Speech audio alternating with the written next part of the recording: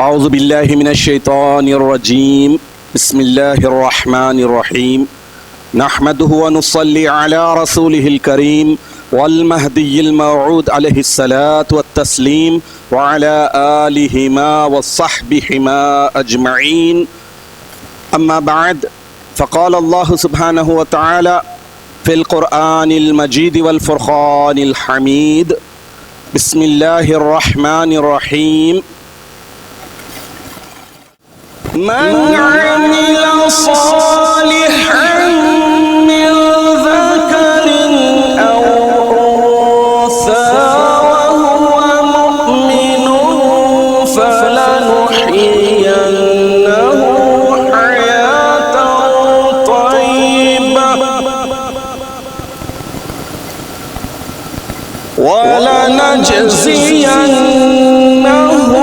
أجرهم بأحسن ما كانوا يعملون.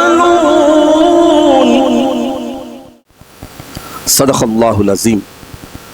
سورہ نحل آیت نمبر 97. تلاوت کردہ آیت قرآنی کا ترجمہ تبین القرآن سے پیش کرنے کی سعادت حاصل کر رہا ہے.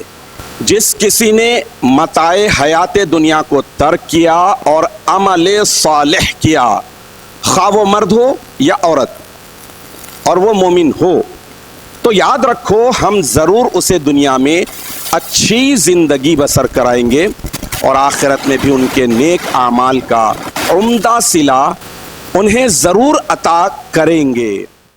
عزیزان محترم، مغفرت کا دوسرا دہا شروع ہو کر آج دوسرا دن ہے، یعنی 12 رمضان المبارک ہے.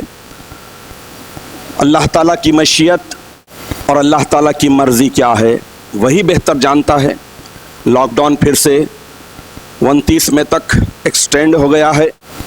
یقیناً سب سے بڑی چیز جو ہمیں پورے مہدوی مومنین کے لیے پریشان کن ہے وہ ہے 1000 مہینوں سے افضل رات فرض دگان لیلۃ القدر کی ادائی دیگر نمازوں کی طرح 5 وقت کی اور نماز تراویح کی طرح اپنے گھروں میں ہی ادا کرنا ہے. تو اس سے اندازہ لگائیے کہ خدا کتنا ناراض ہے، کتنا روٹھا ہوا ہے کہ اتنی عظمتوں والی برکتوں والی وہ رات جو 1000 مہینوں سے افضل ہے اور اس رات کی عبادت اجتماعی طور پر اپنے مرشدین کے پیچھے پڑھنے سے قاصر ہیں. یہ بہت بڑی تکلیف دہ بات ہے. اس کے لیے ایک ہی راستہ ہے، اللہ سے مغفرت طلبی، توبہ کرنا اور گڑ گڑانا کہ مالک کم از کم لیلۃ القدر خیر من الف شہر بھی، دگان لیلۃ القدر کی فرض نماز بھی گھروں میں امن و امان کے ساتھ، صحتوں کے ساتھ پڑھنے کی توفیق اور مہلت عطا کر دے. سامعین محترم، یہ بات ذہن نشین رہے کہ دنیا تو دار العمل ہے، یعنی عمل کی جگہ یہی دنیا ہے. یہاں پر صرف عمل ہوگا، حساب نہیں ہوگا. اور آخرت دار الجزا، بدلے کی جگہ، وہاں عمل نہیں ہوگا، صرف حساب ہی حساب ہوگا. یہ بات سمجھنے کے لیے ایک شعر آپ کے سامنے رکھنے کی سعادت حاصل کر رہا ہوں کہ آخرت میں عمل نیک ہی کام آئیں گے، آخرت میں عمل نیک ہی کام آئیں گے. پیش ہے تجھ کو سفر، زادے سفر پیدا کر. یعنی سفر میں جو چیزیں کام آنے والی ہیں، منزل پر پہنچنے تک وہ چیزوں کی تیاری کر لو. رمضان المبارک کی مقدس عبادات ہو یا پھر ساری کی ساری عبادتیں زندگی کو زندہ رکھتی ہیں، ورنہ بغیر عبادات کے انسان حیوانوں میں شمار کیا جاتا ہے. یہ طے ہے کہ ہر ذی روح یعنی روح والا، جس کے پاس روح ہوتی ہے وہ زندہ ہے اور اس کے پاس زندگی ہے. لیکن اللہ تبارک و تعالیٰ قرآن پاک میں حیاتن طیبہ فرما رہا ہے. تو یہ کس کے لیے؟ مومن کی حیات، مومن کی زندگی طیبہ ہونا ہے، پاکیزہ، صاف ستھری. یعنی ہر روح والے زندہ ضرور ہوتے ہیں، لیکن مومن کا زندہ ہونا پاکیزہ زندگی کا ذریعہ بنتا ہے. مومن کسے کہتے ہیں؟ بلیور. بلیور کسے کہتے ہیں؟ لغت میں جو معنی مومن کے بتائے گئے ہیں مختصراً یہ ہیں: ایمان لانے والا، ماننے والا، تصدیق کرنے والا. اور مومن کے ایک معنی یہ ہے کہ خبر دینے والے کے حکم کا اس طرح یقین کرنا کہ حکم بھی قبول کیا جائے اور خبر دینے والا بھی سچا قرار پائے، تو وہ مومن ہے. یعنی خبر دینے والا، میسنجر کے میسج کو بھی اختیار کرنا، سچ جاننا اور میسنجر کے حکم کو بھی فالو کرنا، اسے ہی مومن کہتے ہیں. ایمان کا مطلب ہے اس کو جس پر ایمان لایا جائے تکذیب یعنی جھٹلانے سے اور مخالفت سے امن دے دیا جائے. میں نے سورہ نحل کی آیت نمبر 97 کی تلاوت کا شرف حاصل کیا. اس میں اللہ تبارک و تعالیٰ فَلَنُحْيِيَنَّهُ حَيَاةً طَيِّبَةً فرما رہے ہیں. حیاتاً طیبہ، حیاتاً طیبہ یعنی پاکیزہ زندگی، good life, pure life, happy life, پاکیزہ زندگی، صاف ستھری زندگی، متقیانہ پرہیزگارانہ زندگی. اب حیات طیبہ کے لیے، پاکیزہ زندگی کے لیے، ہیپی لائف کے لیے ضروری ہے عمل صالح.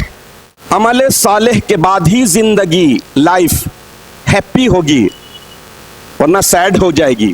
لیکن یہ بات بھی ذہن میں رہے کہ عمل صالح کے لیے ایمان کی درستی، عقیدے کی پختگی شرط اول ہے.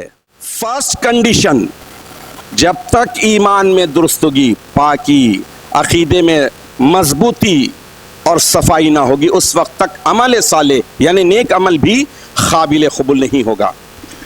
پورا قرآن پاک کا نچوڑ یہ ہے کہ وہ مومن بندہ جو عمل صالح کو اختیار کیا ہے، قرآن پاک ایسے ہی مومن بندے کو حیاتاً طیبہ کی بشارت دے رہا ہے.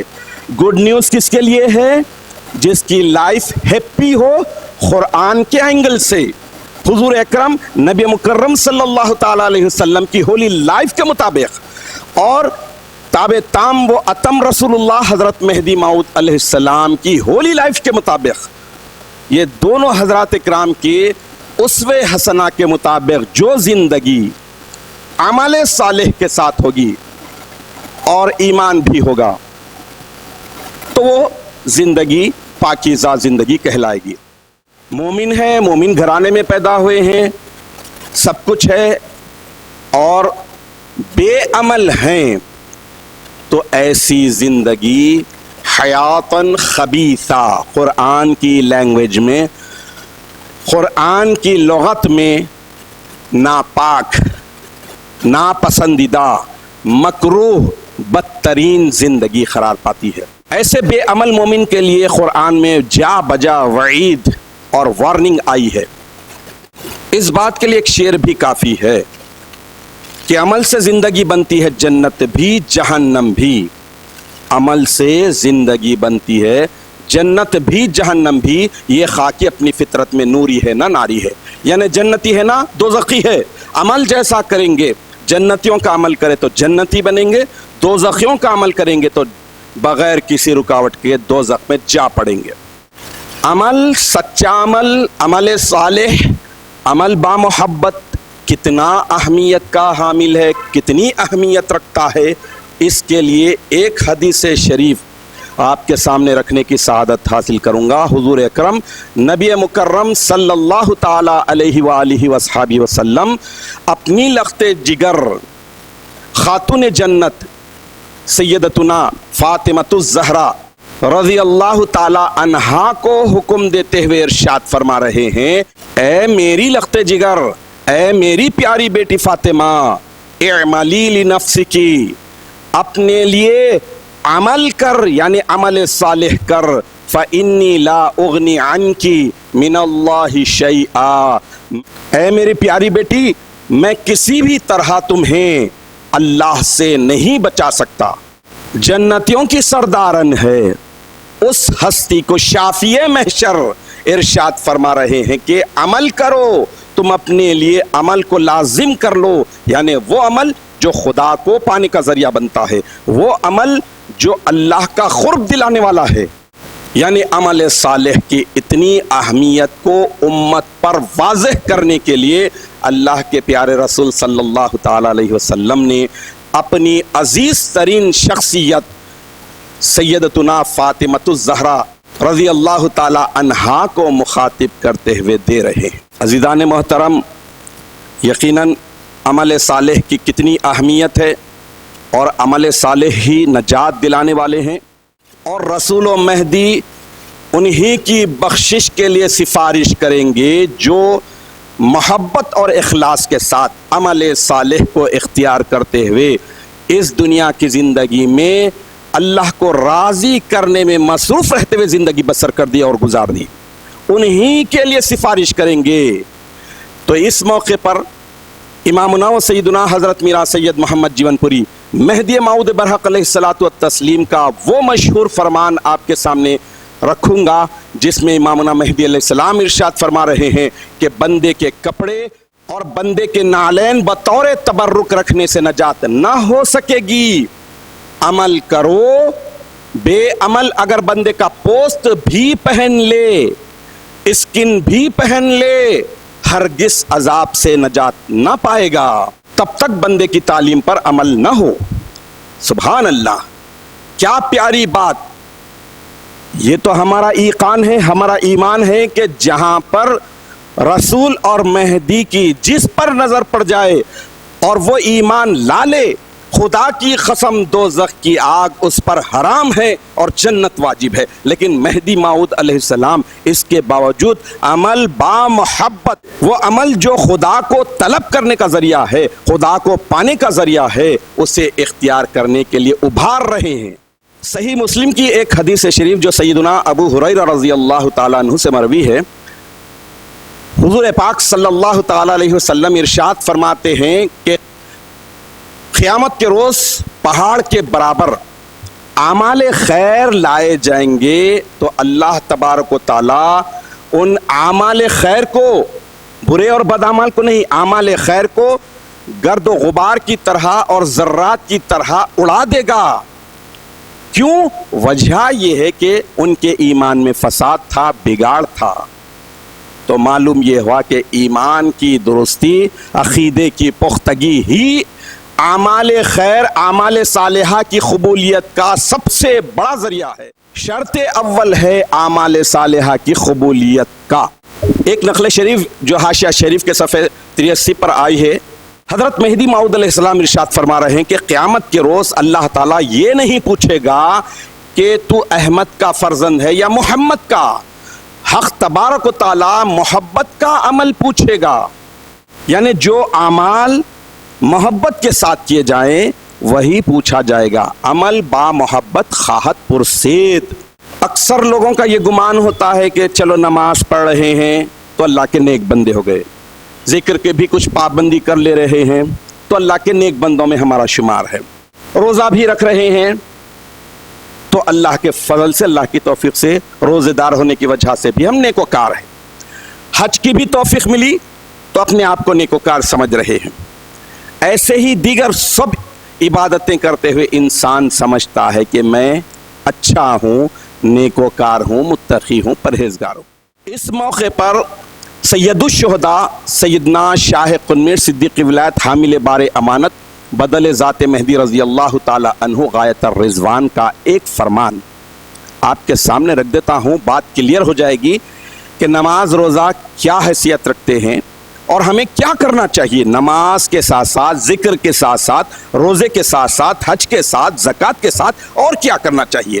تو چنانچہ بندگی میں شاہ قنمیر صدیقی ولایت رضی اللہ تعالیٰ عنہ فرماتے ہیں کہ صرف ذکر اللہ، نماز، روزے سے خدا نہیں ملتا، بلکہ اس کے ساتھ وہ تمام عمل صالح کرنے چاہیے جو قرآن پاک میں ذکر ہوئے ہیں، جن پر عمل کرنے کو مومنوں کی صفت، مومنوں کی کوالٹی بتلایا گیا ہے.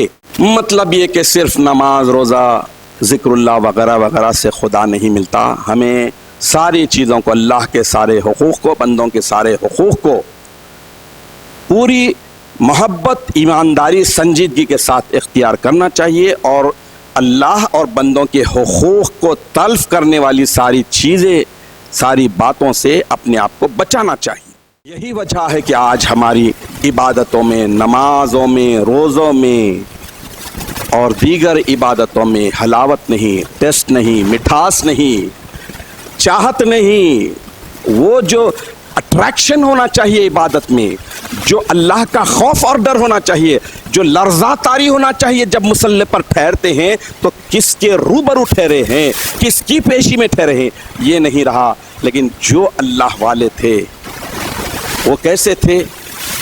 وہ سجدہ روح زمین جس سے کانپ جاتی تھی، ان کے سجدے کیسے تھے ملاحظہ فرمائیے۔